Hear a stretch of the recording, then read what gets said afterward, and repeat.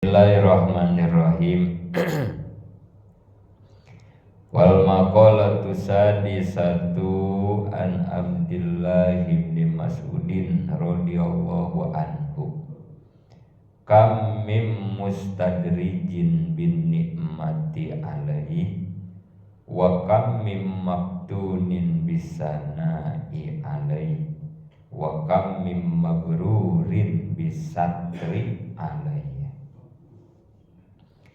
Makalah nomor 6 disampaikan oleh Abdullah bin Mas'ud. Dalam makalah ini Syekh Abdullah bin Mas'ud menjelaskan tentang 3 anugerah yang rata-rata setiap kita mengharapkan diberikan 3 anugerah ini. 1, nikmat. Yang kedua, pujian. Yang ketiga, ditutup aib oleh Allah Subhanahu wa ta'ala. Ini rata-rata kita pasti mengharapkan diberikan ini oleh Allah. Dikasih nikmat, dipuji orang, disanjung orang.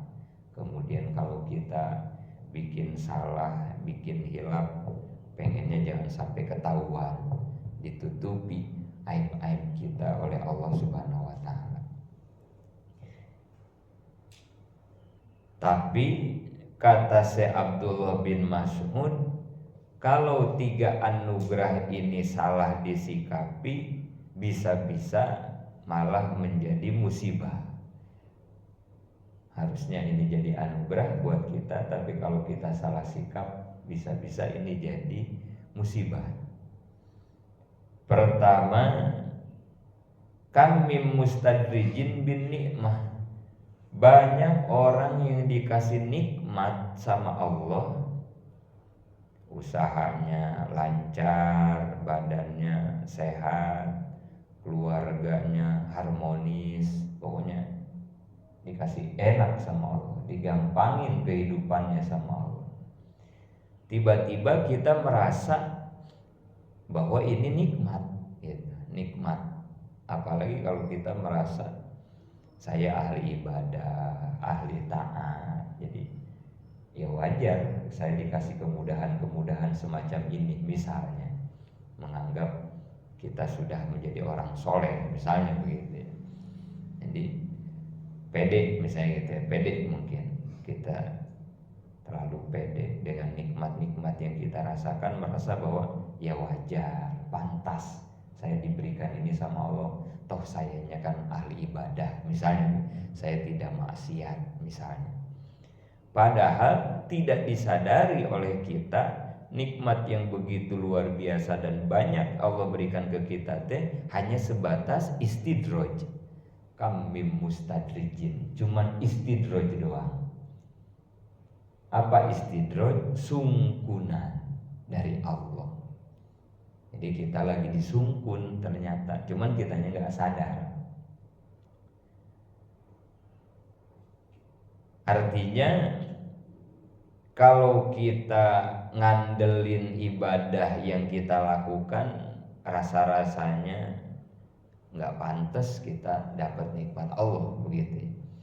Karena yang kita akui, kita sadari ibadah kita masih jauh dari kesempurnaan, jauh dari kemaksimalan. Itu yang kita rasakan begitu. Jadi ketika dikasih nikmat ini kayaknya sungkunan dari Allah begitu, sungkunan dari Allah. Apalagi kalau kita dalam posisi memang sedang berani melakukan sebuah kemaksiatan. Sholat kesiangan mulu, sholat diundur-undur mulu, ngaji kalau lagi pengen, tadarus gak pernah, duha apalagi, tahajud tapi ini usaha lancar, enak, badan sehat, gitu ya. Nah itu mah kayaknya udah jelas banget kayaknya itu. Udah bukan nikmat karunia itu, makanya emang lagi disungkun aja mau. pengen tahu nih orang mau sampai mana sih gua kasih enak kan gitu. Tapi nggak sadar-sadar akhirnya kan, nggak sadar-sadar.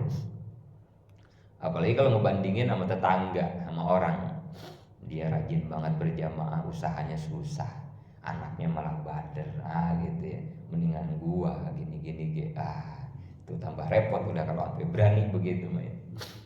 Padahal mereka mah ketika rajin taat tapi kayaknya rumah tangganya berantakan, usahanya sulit, padahal lagi diuji mereka mah begitu teh gitu ya.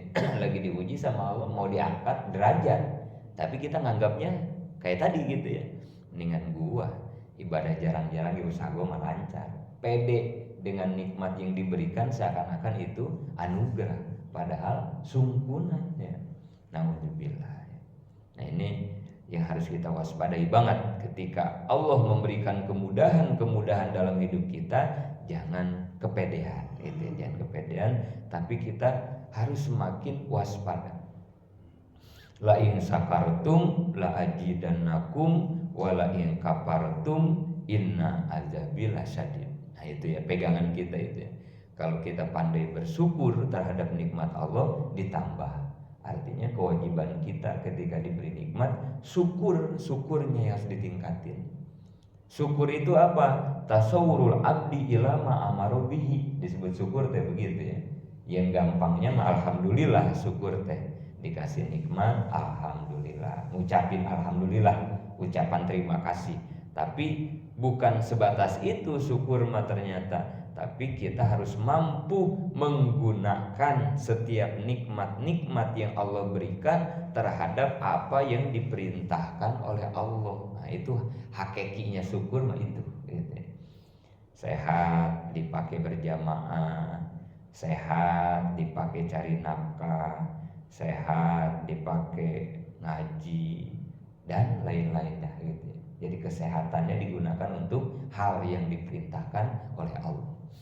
Usaha dikasih untung banyak, dipakai sodako, dipakai infak, dipakai santunan yatim. Nah itu berarti mensyukuri harta, uang dan lain-lain. Nah itu syukur yang hakikatnya seperti itu. Jadi ketika Allah memberikan nikmat yang luar biasa, kita harus semakin hati-hati dan harus lebih maksimal syukur kita kepada Allah terhadap segala nikmat yang Allah berikan, agar nikmat itu bukan sungguhan, agar nikmat itu betul-betul sebuah karunia gitu, karunia betul-betul dari Allah. Itu yang pertama. Yang kedua, wa kam mim maktunin bisanai alaihi. Yang kedua kata Syekh Abdullah bin Mas'ud yang harus kita waspadai adalah ketika kita mendapat pujian-pujian, sanjungan-sanjungan dari orang lain. Ini secara manusiawi ini susah ini ya, ini penyakit hati yang kadang memang susah banget ini ngobatinnya ya.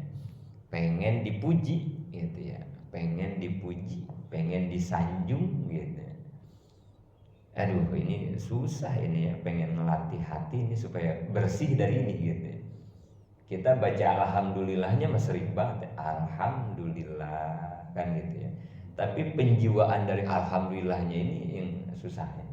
Padahal kalau kita resapi, kita jiwai maknanya alhamdulillah itu kan kita harus meyakini bahwa pujian itu hanya milik Allah kan gitu. Alhamdulillah itu artinya kan gitu. Pujian itu hanya milik Allah. Tapi alhamdulillah dibaca, tapi tetap aja hati kita, diri kita masih pengen aja dipuji orang, udah pengen gitu. Pengen dipuji orang gitu. Aduh. Artinya sebetulnya ingin dipuji orang itu tidak boleh. Nggak boleh kita punya rasa ingin dipuji orang itu nggak boleh. Pertama itu ya, nggak boleh. Jangan suka pengen dipuji orang, Awal-awalnya mah dari ria biasanya ya, dari ria, dari sum'ah gitu. Awal-awalnya mah ini penyakit ya. Asal bikin amal pengen ketahuan orang, awal-awalnya begitu ya. Awal-awalnya asal bikin amal pengen kedengeran orang, awalnya begitu. Terus ngapain? Pengen ketahuan, pengen kedengeran orang, itu ngapain? Pengen apa? Nah, baru nanti ujung-ujungnya teh biasanya pengen dipuji gitu ya, pengen dipuji, pengen disanjung, biasanya begitu ya. Padahal dalam konsep ihsan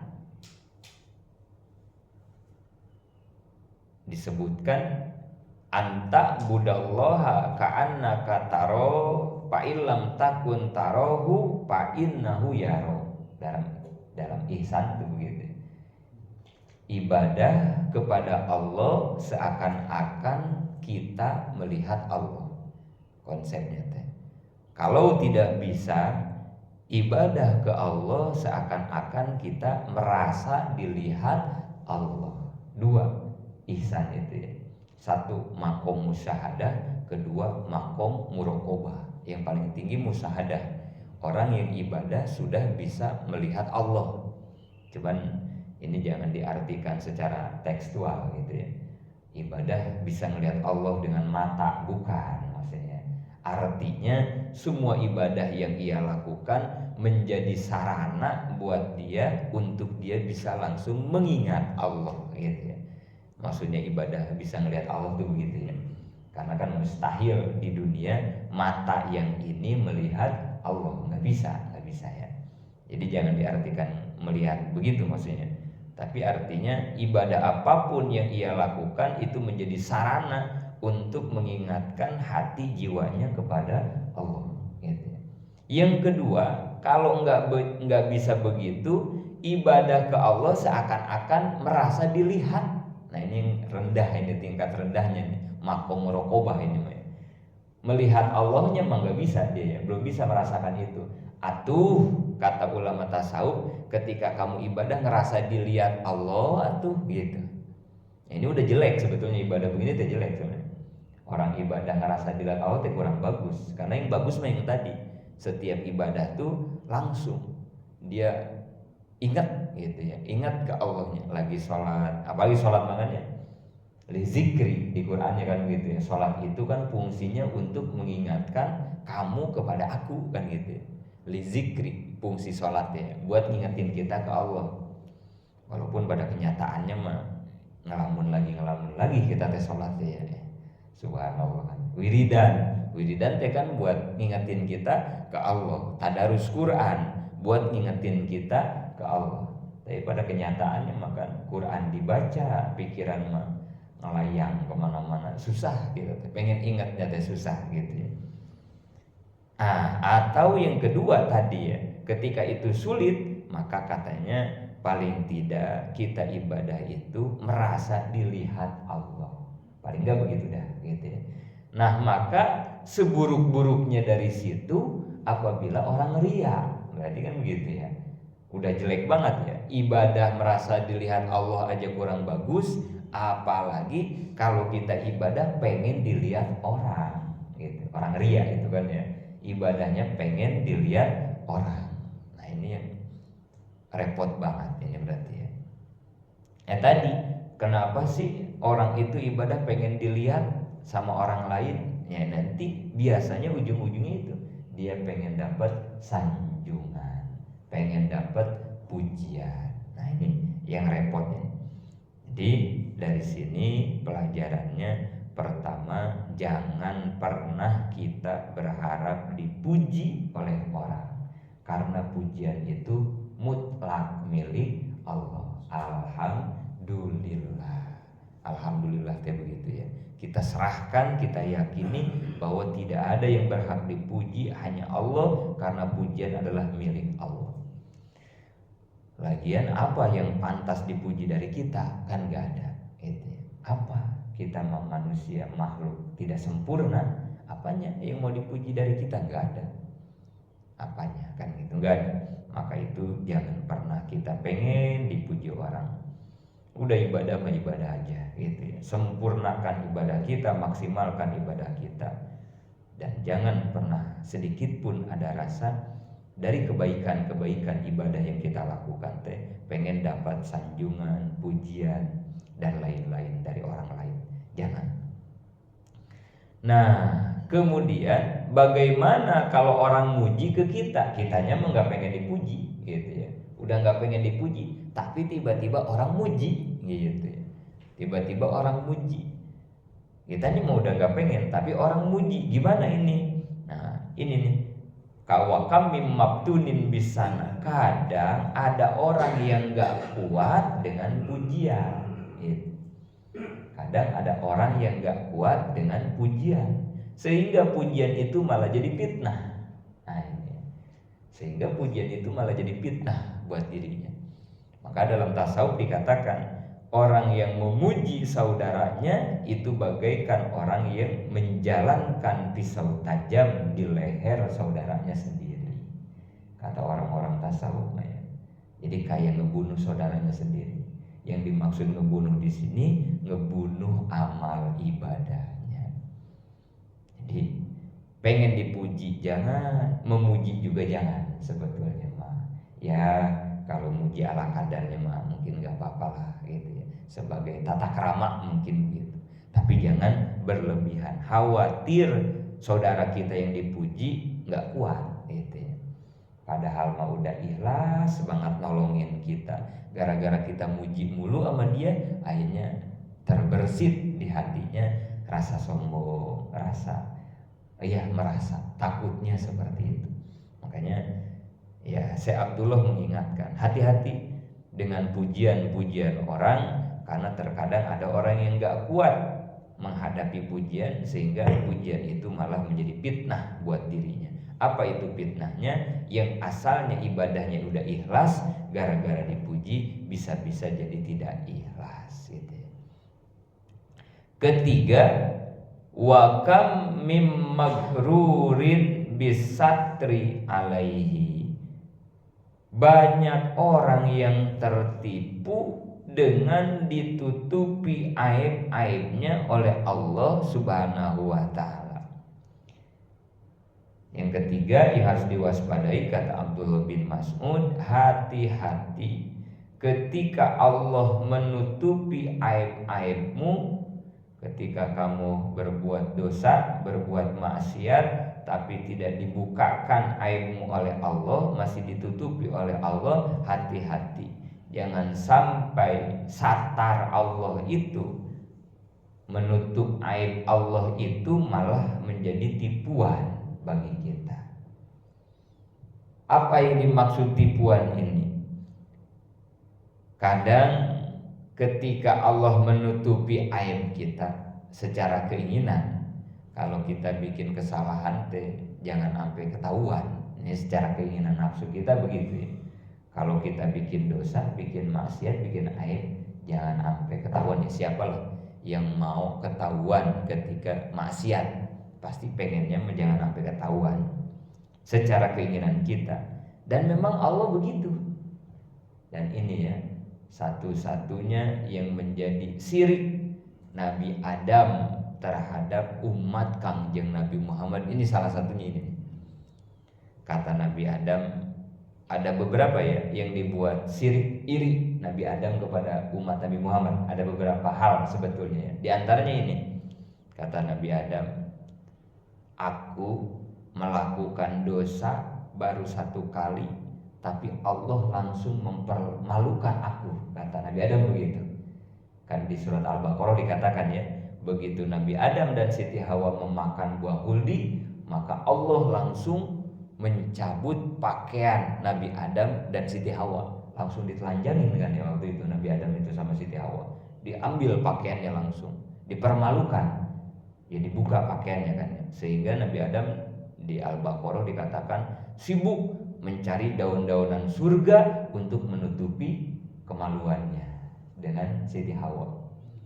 Kata Nabi Adam, saya baru bikin dosa sekali doang, makan buah huldi, langsung dipermalukan sama Allah dengan Siti Hawa. Tapi umat Nabi Muhammad, gitu kata Nabi Adam, berkali-kali bikin dosa, masih ditutupin aja aibnya sama Allah. Ini yang bikin syirik Nabi Adam kepada umat Nabi Muhammad. Bayangin ya kita ya, sekali ngebohong dipermalukan, sekali waduh udah gak kebayang kita mah ya kalau digituin tuh sama Allah.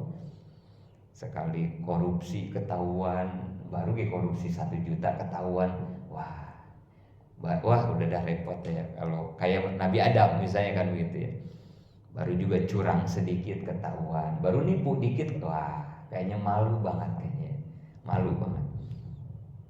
Tapi Nabi Adam mah ya baru sekali langsung sama Allah. Kita mah enggak, masih dikasih kesempatan aja sama Allah. Ayo barangkali masih mau tobat, kasih kesempatan, enggak dibukakan dulu kita mah ya. Kemudian kata Nabi Adam yang kedua, saya berbuat dosa, udah ada di surga, dikeluarin sama Allah. Begitu Nabi Adam bikin dosa ya, langsung diusir sama Allah ke dunia. Tapi umat Nabi Muhammad padahal bikin dosa berkali-kali, kalau tobat malah dimasukin ke surga, kata Nabi Adam. Kita mah ya sekarang nih bikin dosa berkali-kali, kalau bisa aja tobatnya, kita mah dimasukin ke surga. Nabi Adam mah udah di surga, sekali bikin dosa diusir Nabi Adam ya. Kita mah malah yang belum ada di surga, bikin dosa berkali-kali, kalau tobat mah malah dimasukin. Syirik Nabi Adam, enak banget katanya umat Nabi Muhammad, katanya gitu. Kemudian yang ketiga kata Nabi Adam, Nabi Adam mah bikin dosa sekali, tobatnya ratusan tahun itu ya. Kan begitu diusir tinggal langsung diterima tobatnya ya. Diajarin dulu sama Allah, la ilaha illa anta Rabbana zolamna anfusana wa illam taghfir lana wa tarhamna lanakunanna minal khosirin. Itu doa Nabi Adam gitu ya. Ketika diusir, dikeluarkan dari surga itu ya, udah turun di dunia, baca doa ini Adam, diajarin sama Allah itu ya. Rabbana zolamna, itu adalah doa untuk memohon ampun. Taubatnya Nabi Adam dipisahin sama Siti Hawanya juga ya, dituruninnya kan ya, dipisahin, nggak bareng, dipisahin. Baca terus itu doa ratusan puluhan tahun itu ya, belum diterima itu. Setelah puluhan tahun baru diterima taubat Nabi Adam. Tandanya apa? Dipertemukan dengan Siti Hawa di padang Arafah itu ya, padang Arafah tempat hukum kan, di situ tuh ya ketemunya Nabi Adam dan Siti Hawa setelah taubatnya diterima.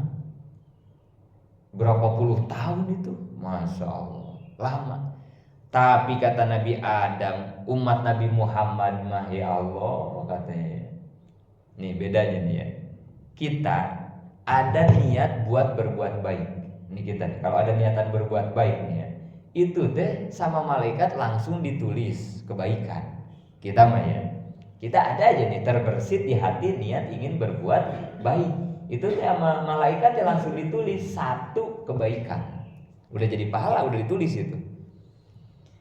Lagi ngaji begini nih misalnya ya, kita ada keinginan tiba-tiba misalnya gitu, tar pulang ngaji mau mampir ke rumah Bapak Anu, saya udah lama kagak silaturahmi, mau silaturahmi misalnya gitu ya. Di hati teh ada pikiran mau silaturahmi habis ngaji nih, belum silaturahminya belum, tapi itu langsung ditulis sama malaikat 1 pahala silaturahmi. Bener, pulang ngaji kita mampir silaturahmi, bener berarti itu terjadi kejadian. Maka setelah silaturahmi maka langsung ditulis 10 kebaikan. Di Quran begitu ya, 1 kebaikan dibalas 10 kebaikan. Nah itu enaknya umat Nabi Muhammad, 1 dibalas 10. Makanya nanti di akhirat ya, pas kita ditimbang amal, kan nanti ada mizan ya. Setelah dihisab nanti kan ada mizan gitu ya. Amal kita diperiksa, terus kan nanti ditimbang gitu ya. Amal baik di kanan, amal buruk di kiri. Ini kita malu banget nih nanti pas ditimbang nih. Kita udah banyak banget dispensasi dari Allah nih. Salah satunya 1 kebaikan Allah balas 10 kebaikan. Beda sama keburukan. Keburukan mah 1 dibalas 1. Kalau nanti pas ditimbang amal buruk kita tetap lebih banyak, Ini kita udah malu banget ini. Udah dikasih banyak kesempatan, kemurahan, tapi keburukan kita masih lebih banyak, kelewatan gitu ya, kelewatan. Ini satu kebaikan kan katanya udah dilipatkan 10. Kalau keburukan mah 1 dibalasnya 1. Kalau ampe nanti di akhirat pas ditimbang amal masih banyak amal buruk, kita malu banget ini. Kecuali kalau 1 kebaikan dibalas 1 keburukan dibalas 1. Ketika ditimbang misalnya sama atau banyakkan kejelekan, wajar itu mah ya, wajar. Karena kan sama-sama dibalas 1. Ini mah kan kebaikan mah dibalasnya 10, keburukan mah dibalas 1. Kalau ditimbang ternyata masih banyak keburukan, kayaknya malu banget kita. Nah ini maksudnya yang harus kita benar-benar perhatiin, jangan sampai begitu nanti kita gitu. Kayaknya malu amat gitu ya, sama umat-umat yang lain pastinya gitu ya. Nah ini salah satunya itu yang membedakan begitu tuh ya. Kalau kita niat melakukan kebaikan belum dikerjain aja udah dicatat 1 kebaikan, begitu kita kerjakan dicatatnya 10 kebaikan. Tapi kalau keburukan mah beda.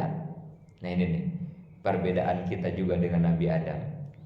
Kita ada niat melakukan kejelekan, ada niat ya, ada niat.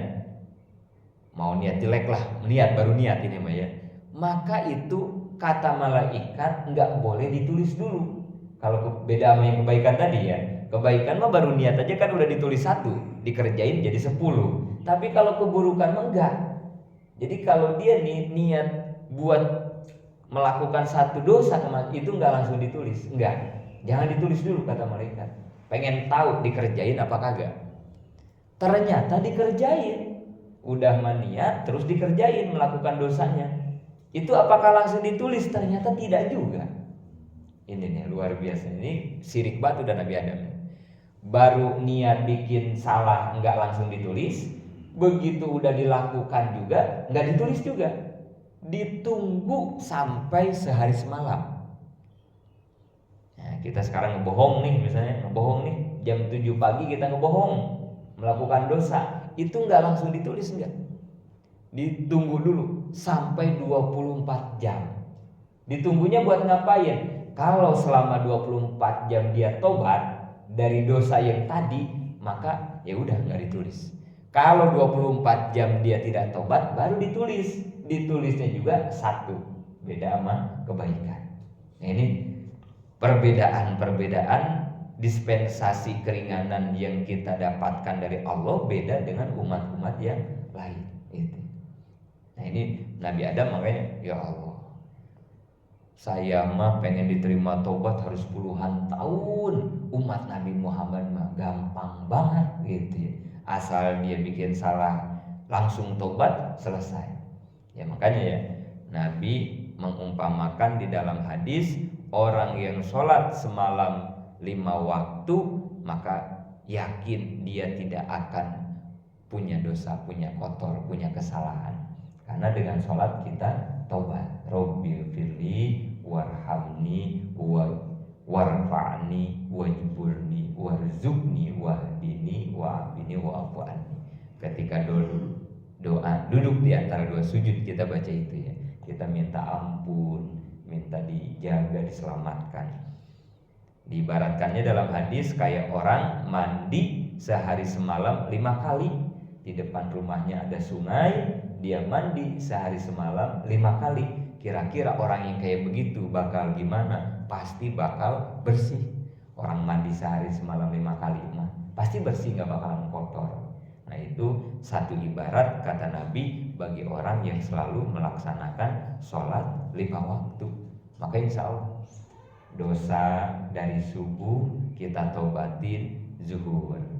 Nanti dosa dari zuhur ditobatin asar. Terus saja begitu. Maka orang yang mendirikan sholat mah insya Allah bakal dibersihkan dari dosa gitu.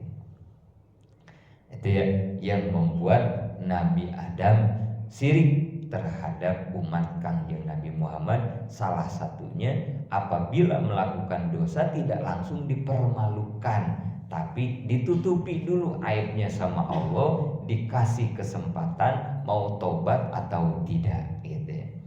Nah tapi kata Abdullah bin Mas'ud, hati-hati ketika aib-aibmu ditutup oleh Allah, jangan sampai kamu menjadi orang yang tertipu.